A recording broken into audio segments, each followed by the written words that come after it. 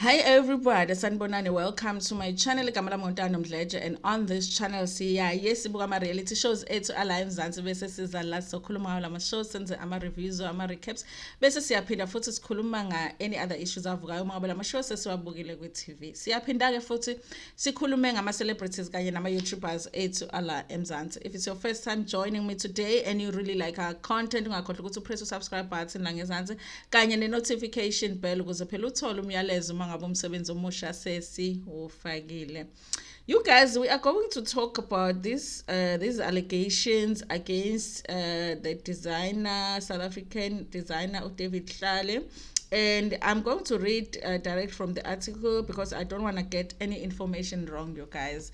And I was so disappointed to read this article. And and when something like this comes out, it's always hard, you guys, because obviously we were not there when whatever it is being alleged happened. So as a person reading the article or coming across the story, you have to decide which person you believe, and anyway, you guys, let me tell you this story. This story has nothing to do with this designer, but it's about a South African designer too. Okay. Okay, you will add however way that you want to add it. So I've been watching my reality TV shows, guys, for a long time. And a long time ago, there was this TV show, a reality TV show, that was an American TV show about like young designers that will come live in this house, and then every week they will be instructed to design something, and then at the end of whatever week, they will be eliminated based on if the judges are impressed with the design or whatever. And then at the end of the season, there will be two standing designers, and then everybody that would have been eliminated from the show would come back, and they would divide them into two teams, and each team would help each designer that is in the final to come up with the fashion line, and they would have a fashion show, and both the designers will show their fashions, and then the judges, who usually were well-known designers in America or in the world, they would come and judge this fashion show and decide who wins. I can't remember if it was the first season or the second season of this show where this one designer won. And I actually recently saw that designer in another show. I think it was Love and Hip Hop. He designed Young Jog's wife's dress. I thought it was the same guy because I recognized him from that show. So the show happened. I can't remember if it was season 1 and 2, and this one guy did amazing in this season, like the dresses that he made. But there was this one dress, guys, there was like a centerpiece, and all of the other designs were I don't know, like almost like, okay, he had the main dress and then the others, and then he would design them different, but there was just one that was really like amazing. So I watched the show. Obviously, I like the show. So I watched the show until the finale. The guy wins everything. Am I not watching Selima Tunzi back then when I used to watch Selima Tunzi? Am I not seeing this big South African designer? They were showing his fashion show. Do I not see the dresses that I saw, especially this main one that this guy, everybody was like so amazed by, from the fashion show of those young designers from the US? Am I not seeing that dress here with this designer, South African designer, a big designer, guys? I'm like, hi, but these are the dresses that were in that show. But it's this designer's fashion show being shown. I think it was Selima Tunzi.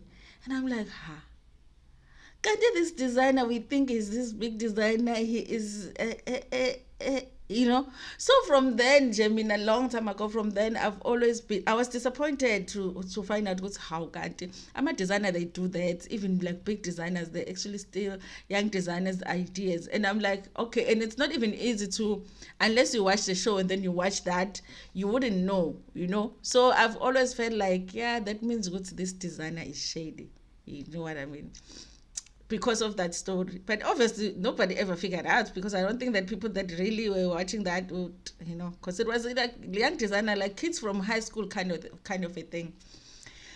And yeah, but this story, I'm telling, it's about a South African designer, but I'm not saying that it's necessarily this designer. So it just reminded me of that story.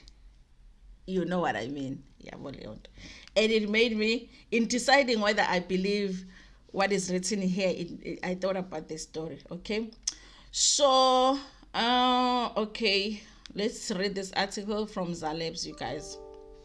It says David Tlale faces serious allegations of sex abuse. Okay, that's how they wrote it.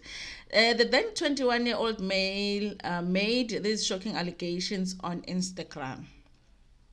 Uh, Fashion designer David Tlale is facing serious allegations of sexual abuse made by the Instagram user Zek. Okay, Zek went on Instagram and wrote a lengthy post about how he was allegedly abused by the designer while he was allegedly under disguise of being a mentor. This man with ulterior motives got close to me at 21 years of age while working at AFI South Africa and forged a friendship. He started off saying that's how and where they met. He continued by saying, I was charmed and inspired by him, a role model to me at the time. And to cut the story short, he drugged and abused me. He then exploited me of my skills during the pandemic. He will ask as I write him he will ask that I write him presses, sponsorship proposals, and other strategies. And he would promise to pay me, often in clothes, but wouldn't actually. But when I remind him, he'll get defensive and gaslight me, he continued. He later offered me a job as his PR and comms manager. And at my most vulnerable, I think 2 weeks out of rehab, unemployed, he played around my depression for purpose, tricked me down 66%. I calculated less than what both me and I knew I was worth at the time. Gaslit me and lied to make me believe he had a bigger plan for me in his brand. Continued to use me. Why is it going back? Okay, sorry guys.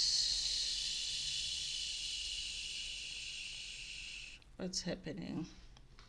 Let me just. Okay, sorry guys. I don't know why I just suddenly opened another article. Okay, continued to use me, commented on my body and weight gains in the office during my most insecure days when I was literally gaining weight daily. A side effects from my depression, medication, and then he tried so hard to crush my self-esteem and confidence. He concluded by saying he vowed to never work in the fashion industry ever again because of this incident. I left his brand after 3 months working for him and swore never to work in the fashion media industry again, a passion and a vacation of mine.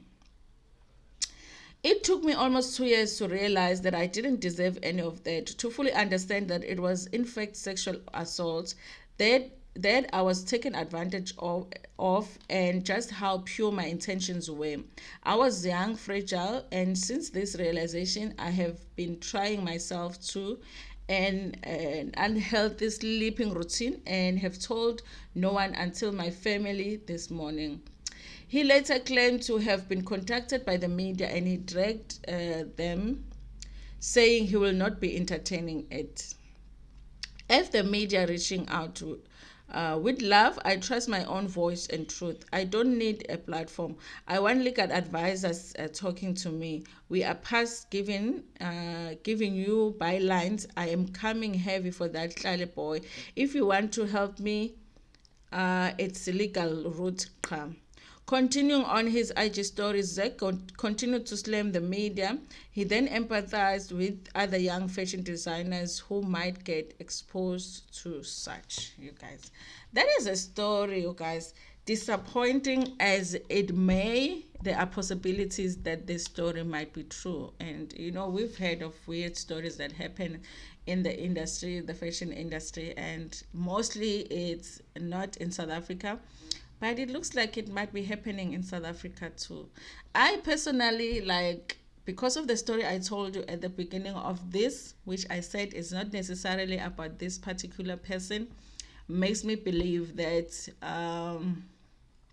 ukuthembeka in this industry is not something that is common. So anything basically is possible. Anyway, tell me what you think about this story in the comments section. Like the video before uphume kuyona, share it with your friends, with your family, and even with strangers. Ngithanda kakhulu.